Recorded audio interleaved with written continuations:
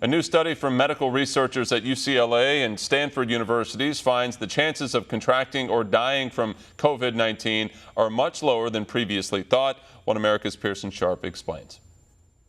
A new study from medical scientists at UCLA and Stanford University finds the likelihood of contracting the coronavirus is much lower than previously thought. The study, published in late June, says the current probability of becoming infected, going to the hospital, or even death from COVID-19 is, quote, an extremely rare event.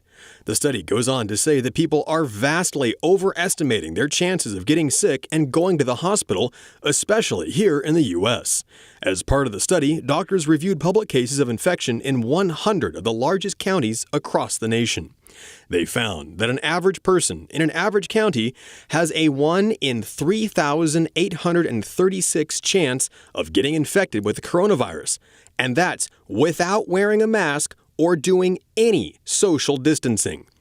Even the odds of being hospitalized are vanishingly small, even for someone who's in the at-risk category. For an average person between 50 and 64 years old, the chances of getting the virus and needing hospitalization are 1 in 852,000. And for that same person who's at risk, the chances of dying from coronavirus are 1 in 19.1 million. And those figures were for the last week of May, when deaths from coronavirus were 16 times higher than they were last week.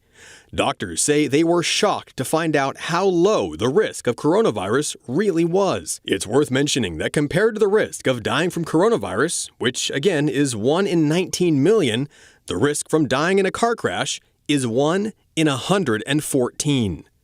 These figures come after a revelation from the CDC itself that of all deaths attributed to the coronavirus, just 6% actually died from the virus itself.